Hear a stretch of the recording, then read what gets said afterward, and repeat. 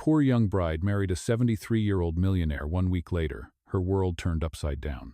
Hello everyone. Before we begin today's story, I have a small favor to ask. Please hit subscribe and turn on the notification bell so you never miss our channel's new videos. It is quick, free, and the best way to support us in bringing you more dramatic stories. Your support means the world to us. Where are you watching from? Drop your city or country in the comments below. Thank you very much. Now, let us return to our main character. The rain had been falling since dawn, soft but relentless, turning the cobblestone streets into rivers of silver. Sophia Miller, 24, hurried through the drizzle, clutching a folder of medical bills to her chest. Her coat was thin, her shoes soaked, and her mind a storm of fear. Her mother's heart surgery was scheduled in 10 days. The hospital demanded payment up front. When she reached the iron gates of Hale Manor, she stopped. The mansion rose from the fog like something out of another century, towering, immaculate, and silent. She almost turned back, but the letter in her pocket was clear. Sophia Miller, please meet Mr. Richard Hale at 7 p.m. regarding urgent financial matters. The guards opened the gate without a word. Inside, the house smelled of cedar and rain. At the end of the long hallway, beside a grand piano, stood Richard Hale, the 73-year-old founder of Hale Enterprises. His silver hair was perfectly combed, his posture upright, his presence commanding yet calm. "Miss Miller," he greeted, his voice deep but gentle. "Thank you for coming." Sophia hesitated. "I still do not understand why I am here, sir. I do not know you." "You knew my late business partner," Richard replied, studying her face. "Your father saved my company 30 years ago. I owe him more than I can ever repay." Her throat tightened. "My father passed away when I was 8. Quote, "I know," Richard said quietly, "and that is why I called you. I am offering you a way out of your current troubles." He gestured for her to sit. The fireplace behind him crackled softly as he continued. "I am not asking for charity," he said. "I am offering a contract. I need a wife, on paper only." Sophia froze. "A wife?" "Yes, a legal marriage. Temporary, strictly professional." He opened a file, sliding a document across the table. "I will pay off your mother's surgery, your debts, and secure a future fund for you. In return, you will be Mrs. Hale for 1 year. After that, you will be free." Her heart raced. "Why would you do that? What do you gain?" Richard's eyes softened with something she could not yet name. "Let us say I have my reasons. Some related to business, some to legacy." He leaned back in his chair. "You will not be touched. You will not be forced into anything. You will have your own room, your own space, and complete freedom within this house. But in public, you must act as my wife. Can you do that?" Sophia looked down at her trembling hands. The rain tapped against the windows like a heartbeat. "I do not know," she whispered. "This sounds insane." "It is," he admitted. "But sometimes the most unreasonable choices are the only ones that make sense." She rose from the chair, pacing toward the window. The view outside blurred behind her tears, her mother in the hospital bed, the bills, the sleepless nights. There was no miracle coming, no rescue, only this stranger offering an impossible lifeline. She turned back to him. "And if I say yes, it will all be paid?" Richard nodded once. "Every cent." Sophia's voice trembled. "Then I will do it." A faint smile touched his lips, not of victory, but relief. He reached for the pen on the table. "Then let us make it official." Quote. As she signed her name, lightning flashed across the windows, illuminating the contrast between them, the young woman in a worn dress and the aging millionaire in a tailored suit. When the ink dried, he stood and extended his hand. "Welcome to your new life, Mrs. Hale." Sophia hesitated, then shook it. His hand was warm, steady like a promise she was afraid to believe. Outside, the rain finally stopped. Inside, 2 lives bound by contract took their first fragile step towards something neither could yet define. The morning light filtered through the lace curtains of Hale Manor, washing the marble floors in gold. The silence of the house was so thick that Sophia could hear her own footsteps echoing down the hallway. She had spent the night in a guest room so large it could fit her entire apartment inside, but sleep never came. Her mind replayed the moment she signed her name on that contract, the ink still wet, the air heavy with disbelief. When she opened her door, a maid in a crisp uniform greeted her politely. "Good morning, Mrs. Hale. Mr. Hale is waiting in the study. He asked me to bring you there for breakfast." Sophia flinched slightly at the title, Mrs. Hale. The words felt too big for her, too foreign. Richard was already seated at the long oak table, a silver teapot steaming beside him. He looked up from his newspaper as she entered, offering the smallest hint of a smile. "Good morning, Sophia. I hope the room was comfortable." "It was," she replied softly. "But I did not sleep much." "That is understandable," he said, folding the paper neatly. "It is not every day one wakes up married to a stranger." For the first time, his tone held something almost warm. He gestured to the chair opposite him. "Sit. We have details to discuss." Quote. Sophia sat, her hands folded in her lap as a servant poured tea into porcelain cups. Richard reached for a leather folder resting near his plate. "This," he said, opening it, "is the formal outline of our agreement. You are free to read every page, but let me summarize to save you the legal headache." He paused, making sure she was listening. "Rule number 1. You will live here in Hale Manor for the duration of 1 year. Rule number 2. You will have full privacy. Your room is yours alone. No one will intrude." Sophia nodded silently. "Rule number 3, he continued. You will accompany me to official events, charity dinners, business meetings, and the annual Hale Foundation Gala. Appearances matter more than truth in this world." He met her eyes for a second, then looked away. Rule number 4. You may not disclose our arrangement to anyone. Not the staff, not the press, not even your friends. Sophia felt her chest tighten. "You want me to lie?"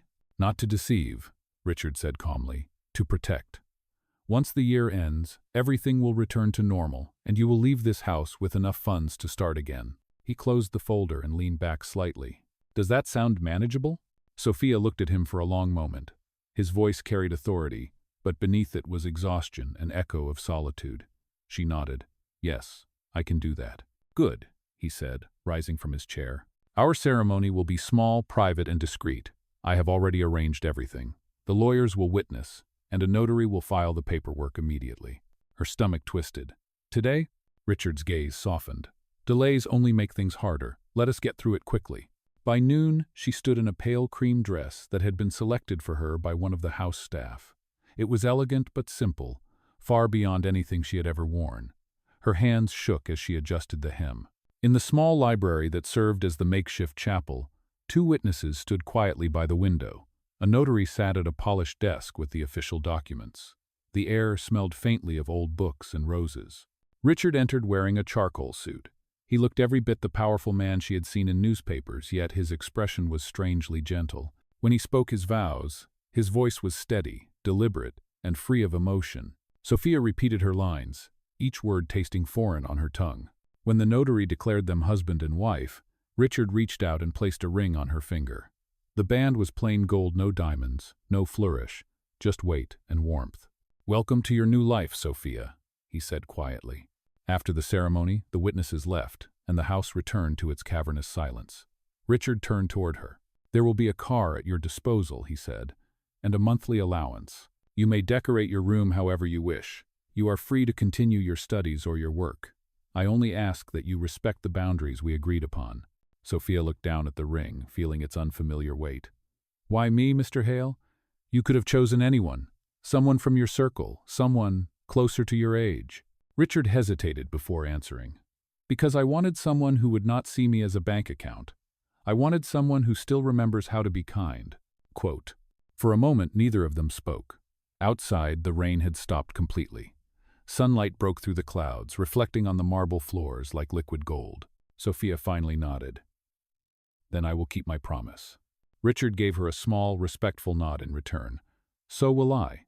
As she walked back to her new room, Sophia felt the enormity of her decision settle over her like a second skin. She had married a man twice her lifetime, not for love, but for survival.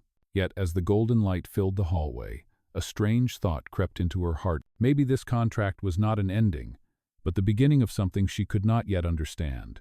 Days passed quietly inside Hale Manor. The mansion felt more like a museum than a home, filled with polished antiques and portraits of ancestors who watched from gilded frames. Sophia moved carefully through its halls, afraid to disturb the silence that seemed to protect it. Each morning, she shared breakfast with Richard at the same long table. Their conversations were brief, polite, and always touched by formality. Yet beneath that politeness, something unspoken began to shift.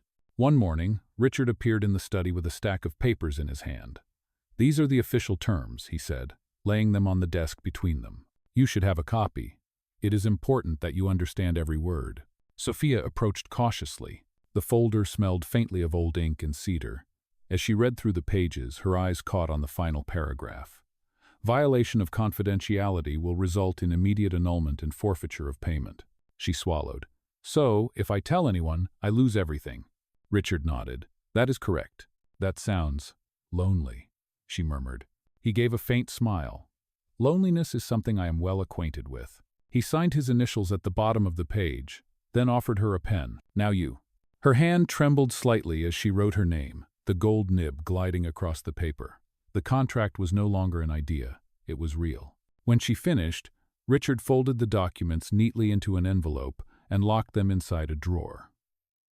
Good, he said softly. Then we understand each other. As he stood, she noticed a momentary stiffness in his movement, a faint wince that crossed his face before he straightened again. Are you all right? She asked. It is nothing, he replied quickly, adjusting his jacket. An old injury. Time has a way of reminding me that it still wins. He walked toward the window, the light tracing the silver in his hair. There will be a charity dinner next week. It will be your first public appearance as Mrs. Hale. You will need a gown, and you will meet the press for a brief introduction. I will have my assistant prepare everything. Sophia nodded. I will do my best. What? I know you will, he said, and his voice softened in a way that caught her off guard. That evening, Sophia found herself wandering through the west wing of the house, where a gallery of photographs lined the walls. They showed Richard in his younger years on construction sites, at board meetings, standing beside a woman with soft eyes and a radiant smile. His late wife. Beneath one photo, a brass plaque read, Margaret Hale, 1948, 2008. Sophia paused, tracing the letters with her eyes. For the first time, she saw the loneliness he carried not as arrogance but as grief. Later that night, as she returned to her room, she noticed a soft light coming from under the study door. The clock struck midnight. She hesitated, then knocked gently. Come in, his voice said. Richard was sitting at his desk, papers spread before him, glasses low on his nose. You should be asleep, he said without looking up. I could say the same to you, she replied quietly. He smiled faintly. Old habits die hard. I built this company by never sleeping. Sophia took a breath. Do you ever regret it?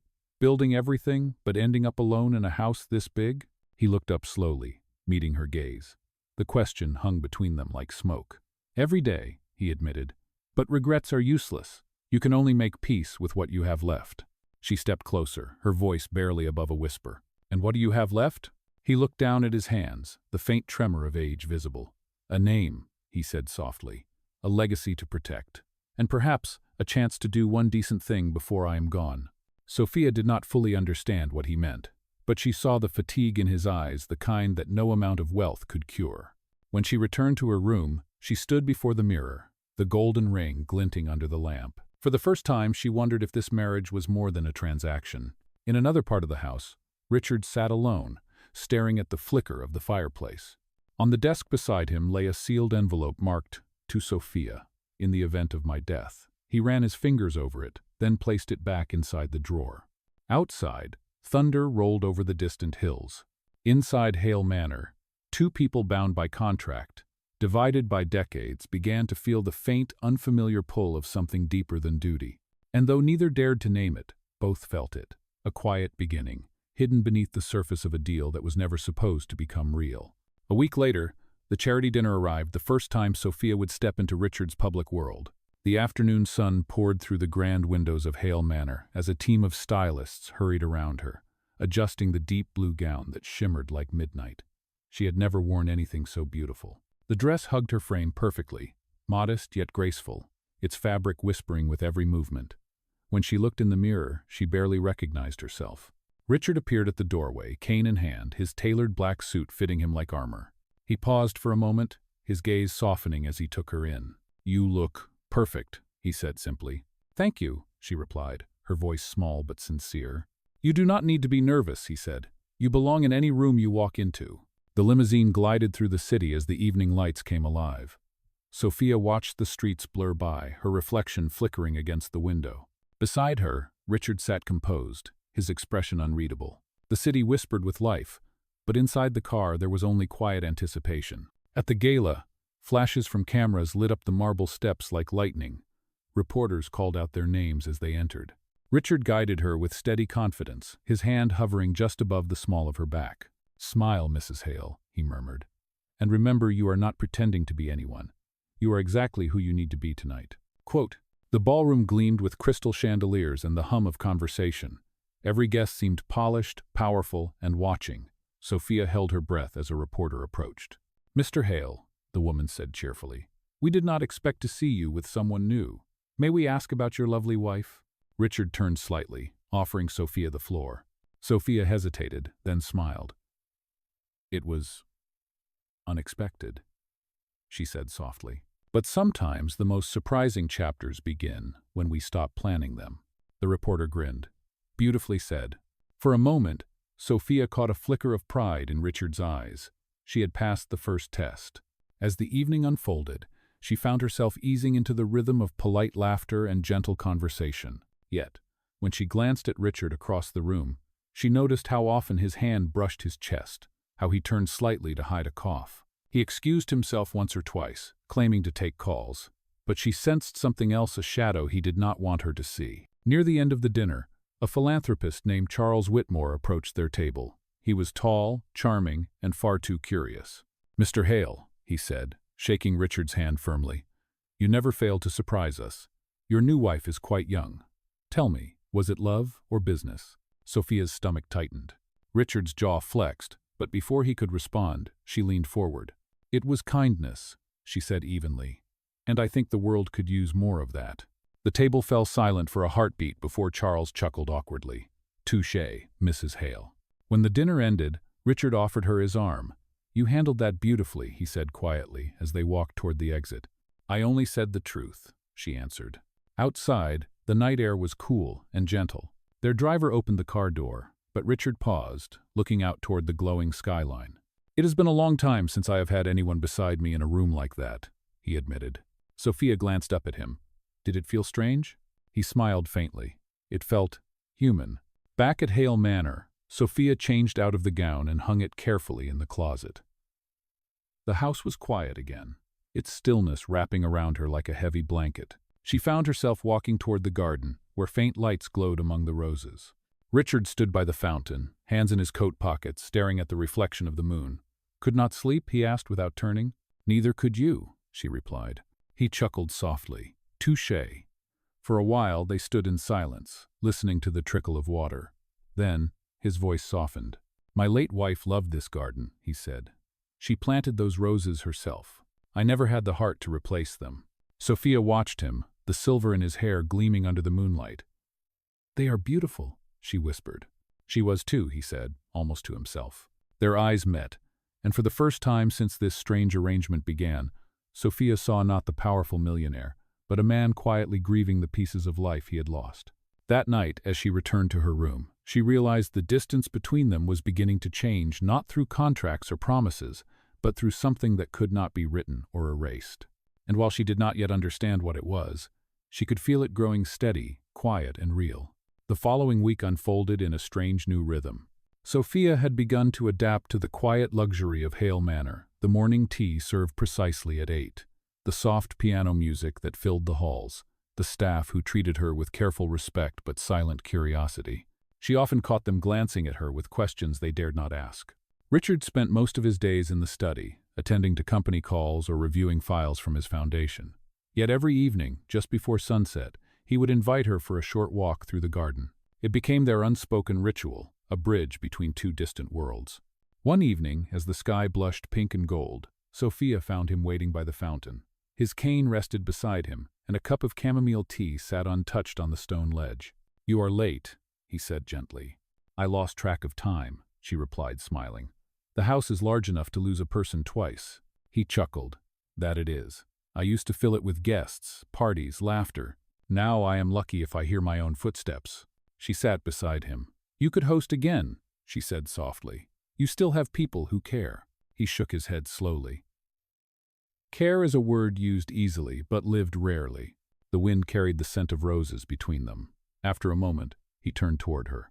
"Sophia, do you ever regret your decision?" She blinked, surprised. "To marry you?" "To live this way," he clarified. "Trapped by an agreement neither of us asked for." Quote, She thought for a moment before answering. At first, yes. I felt like I had signed away a part of myself. But lately, I do not feel trapped. I feel safe. His expression softened. You deserve more than safety. She met his eyes. So do you. They stayed there until the sun disappeared beyond the hills, the silence between them no longer uncomfortable but companionable. Later that night, Sophia was walking back to her room when she heard a noise coming from the corridor near the study, a soft crash, followed by a muffled cough. She rushed toward the sound and found Richard leaning against the wall, his hand pressed to his chest. "Mr. Hale," she gasped. "Are you all right?" He tried to steady himself. "Just dizzy. I must have stood up too fast." His face was pale, his breathing shallow. She quickly guided him to a chair. "You need to rest. Should I call the doctor?" "No," he said firmly, gripping her hand. "No doctors. Not yet." His grip was cold, trembling slightly. She felt panic rise inside her, but his eyes pleaded for quiet. "Please," he said, "do not make a scene. It will pass." She stayed beside him until the color returned to his cheeks. Only then did he release her hand and exhale. "Forgive me," he murmured. "Age is a stubborn teacher." Sophia's voice shook. "You scared me." He managed a faint smile. "You care. That is dangerous." She met his gaze steadily. "Maybe some risks are worth it." He did not answer, but something in his expression changed, an invisible wall lowering between them. Later that night, Sophia stood at her window, staring out at the glowing city below. The rain began again, soft and rhythmic. She pressed her fingers to the gold band on her hand and whispered to herself, "What are you hiding, Richard?" Downstairs in the study, Richard sat alone in the dim light. A folder lay open on his desk, revealing medical records marked with hospital seals. The word terminal appeared more than once. He closed it slowly, his eyes tired but calm. Outside, thunder rolled in the distance. Inside Hale Manor, two hearts, one young, one weary, moved closer, each unaware that time was quietly counting down. The days that followed passed quietly, but something in the air had changed. Sophia began to notice small things about Richard, how he paused halfway up the stairs, how his hand sometimes trembled when he signed letters, how he often stared out the window as if measuring time. He hid it well, yet she could feel the truth pressing at the edges of every silence. One morning, she entered the study with a tray of tea. Richard was seated at his desk, his glasses resting beside a pile of documents. He looked up and smiled faintly. "You are early," he said. "I wanted to bring breakfast myself," she replied. "You skip meals too often." He chuckled softly. "You sound like Margaret used to." She froze at the name. "Your wife?" "Yes," he said, his voice distant. "She was stubborn. Always told me that I was not invincible. I never listened." Sophia set the tray down carefully. "You should listen now." He looked at her for a long moment. "If I tell you something, will you promise not to pity me?" "I promise," she whispered. He exhaled slowly, folding his hands together. "My heart is failing. The doctors gave me months, perhaps less. I refused further treatment. I have made peace with it." The words struck her like a physical blow. "You mean, all this time you knew?" He nodded. "That is why I needed someone to take my name. Not for scandal or legacy, but to close the circle with dignity." Sophia felt tears sting her eyes. "You could have told me. I did not want you to stay out of pity," he said gently. "You already gave me more than I expected, a reason to wake up each morning." The room fell quiet except for the faint ticking of the clock. Sophia moved closer and placed a hand over his. "You are not alone anymore, Richard." For the first time, his composure faltered. He looked down at their joined hands, his thumb brushing her knuckles. "You remind me that kindness still exists," he murmured. "It is strange to find it so late in life." She smiled through her tears. "Maybe it is never too late." He let out a soft laugh, one touched with sadness. "If I had met you 30 years ago, I might have believed in miracles." "You still can," she said quietly. Richard turned toward the window where sunlight spilled through the curtains. "You should not waste your youth on an old man's story, Sophia." She shook her head. "This is not about youth. It is about gratitude. You helped me when I had nothing. Let me help you now." "Quote." He looked at her, eyes glistening, and for once, there were no words between them, only understanding.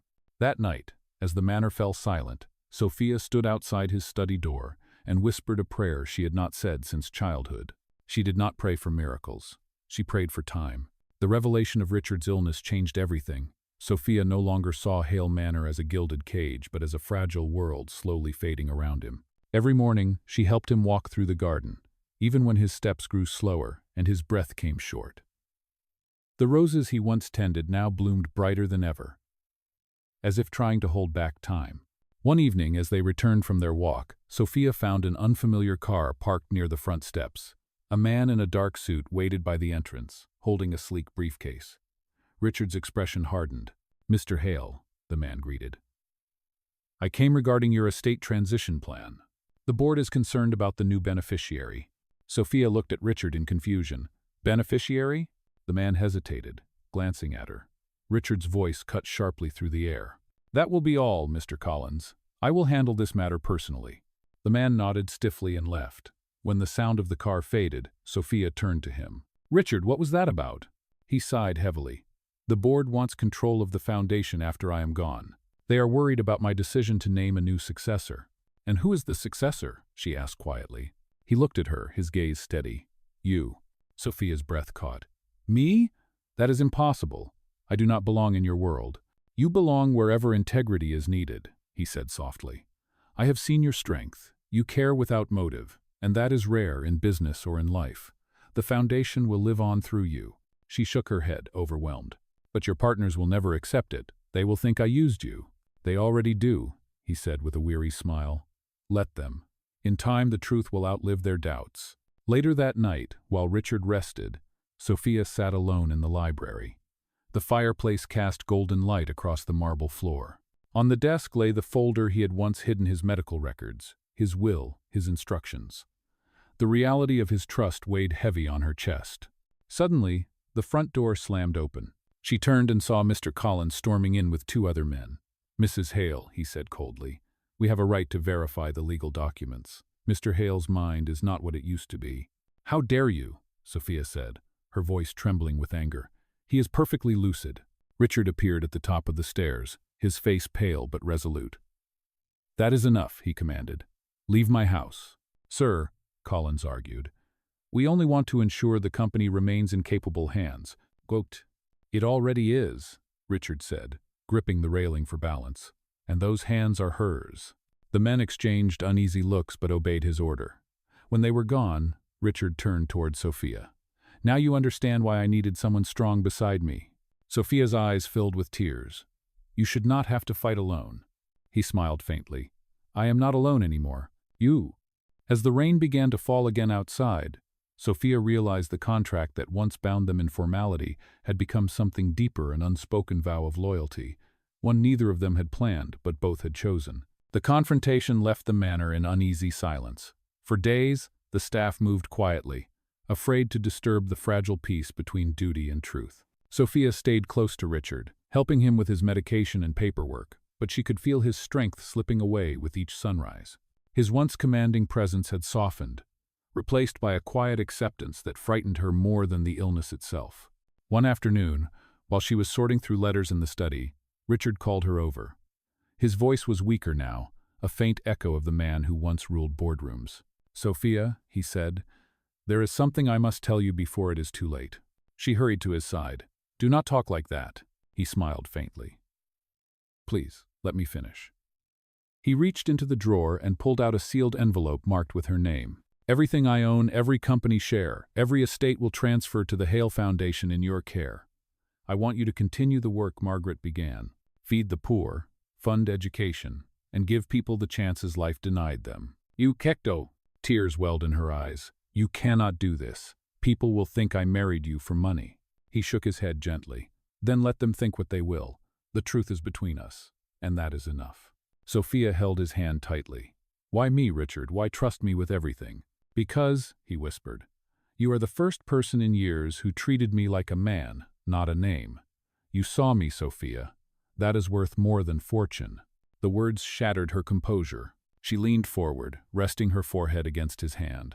"You gave me my mother's life back, and now you are giving me yours. I cannot lose you." He brushed his fingers through her hair, his voice soft as breath. "You cannot stop the inevitable, but you can choose how to face it with love or with fear. Promise me you will live kindly." "I promise," she said through tears. That evening, the storm outside intensified. Lightning flashed over the hills, and thunder rolled across the sky. Sophia stood by the window, watching the rain as memories flooded her mind: the contract, the garden walks, the laughter that had returned to his eyes. Everything that began as obligation had turned into something she could not define, something painfully real.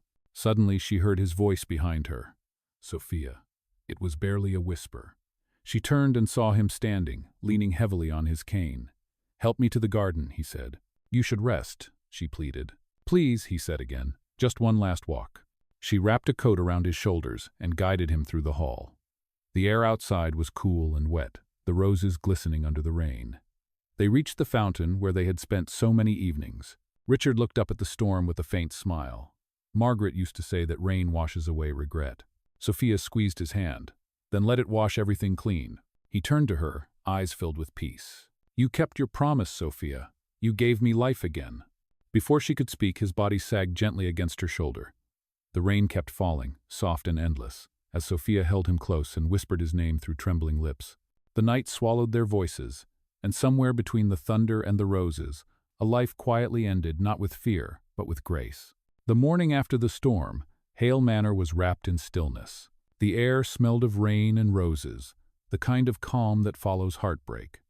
Sophia sat beside the window in the study, her hands clasped around the golden wedding band Richard had given her. The doctor had come and gone, the staff moved quietly through the halls, and the world seemed to hold its breath. Richard Hale was gone. But he had left behind more than wealth, he had left purpose. A week later, Sophia stood in front of a crowd gathered inside the grand hall of the Hale Foundation. Reporters whispered, cameras clicked, and the press waited for scandal.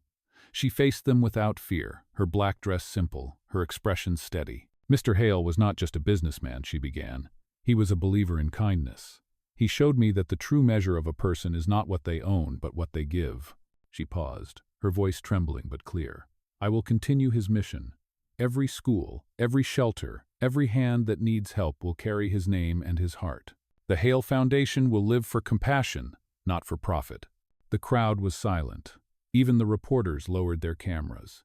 Somewhere in that moment, the rumor of a fortune hunter turned into the truth of a legacy keeper. Months passed. The manor was no longer a place of silence, but of renewal. The once empty garden bloomed again, filled with volunteers tending the same roses Richard loved. Children played along the paths, and the fountain now bore a small plaque that read, "For those who choose love over pride." One evening, as the sun dipped below the horizon, Sophia walked through the garden holding a letter she had found in Richard's drawer. His handwriting was shaky but strong. "Sophia, if you are reading this, it means I have finally rested. Do not mourn too long. Live fully as you once promised. Let kindness be your wealth, and let love be your legacy." Quote. Tears filled her eyes, but she smiled. She placed the letter beside the fountain and whispered, "You kept your promise too." The camera of life pulled back, the manor glowing in golden light, the foundation banners fluttering in the wind, and one woman standing tall, no longer a poor bride, but the keeper of a man's final wish. Love had not ended with death. It had become the beginning of everything that would follow.